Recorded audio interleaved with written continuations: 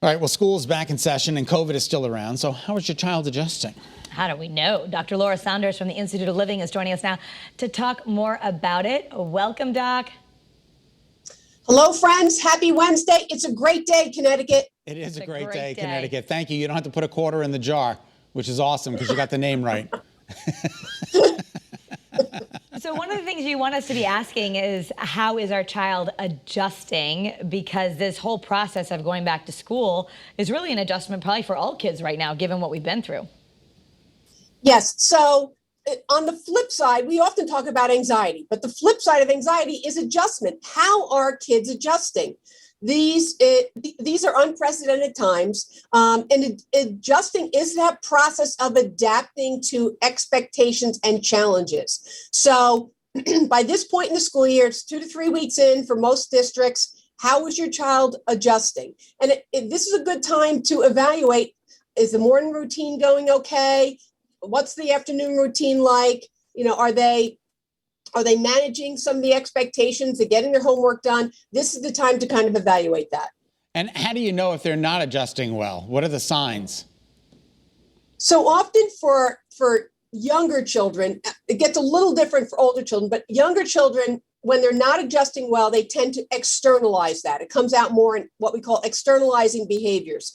So they're highly resistant to getting up in the morning. They're still highly resistant to going to bed at night. They're not doing their homework. They're irritable. They're angry. So they have more of those externalizing behaviors. High school kids tend to be more internalizers and tends to be more defiant resistance. And so you're going to really see that at this point, they're not getting into a groove or routine.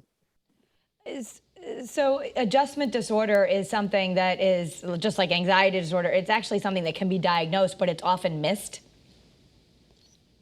Yes. So an adjustment disorder is under the category of anxiety disorders. But it's really important to note that I don't even want it to get to that point, right? An adjustment disorder, we're talking like 3 to 6 months, right? This is a few weeks in. We really want to focus on prevention. So this is where it's a low-level problem. In a low-level problem, something's wrong, so let's try to address it now. Check in with their teachers. They're the best people to start with because teachers have an amazing baseline of, yes, your child's doing okay at school, or no, I can tell your child's already struggling.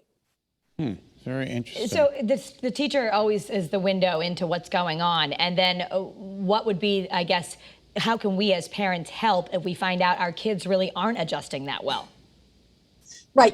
And I think it's acknowledging that, we're still in a global pandemic, right? And I'm really worried about a lot of those kids that were either hybrid or remote or in and out for parts of last year, and they missed significant gaps in their education. So they could be feeling behind the 8 ball if they don't know as much as their peers, or they have underlying learning issues that haven't even been diagnosed yet. So there's often a sign that there might be some bigger issues. So it's time to take a deeper dive, talk to the teachers, talk to the school counselors, have a meeting, have some conversations, and really start to look at this a little bit more closely, because we want to deal with issues when they're small as opposed to in December or January. And now it's a little bit more entrenched. It's been going on for longer, and it's going to be much more problematic. And, instead of saying, what is wrong with you? You should rephrase it as, hey, what's wrong with you? Like, let's talk about this. What's going on? Yes, tone is very important. And it's really asking those open-ended questions, kind of like what you're saying. So how was your day? Might be too vague because you just get a single word answer, but, tell me one thing that you learned different today, or tell me one person that you talked to in class today. So, opening things up a little bit, seeing what kind of information you get. As I often say, I often like to go to the parents of peers because they're also good corroborating information, or asking your child about their friends. I know your friend Johnny's in your class. How's Johnny doing? Right. And so that's sometimes a way to get information about your child without asking directly. All right. Well, thank you. I like the way you said Johnny. It's very cool. And Dr. Laura My Saunders, Jersey accent. we're so happy to have you. And you can join us also, everyone who wants to talk more about this. We're going to get into a deeper discussion on the Kara's Cures digital show on the WFSB app. So look for it on your Roku, Apple TV, or Amazon Fire.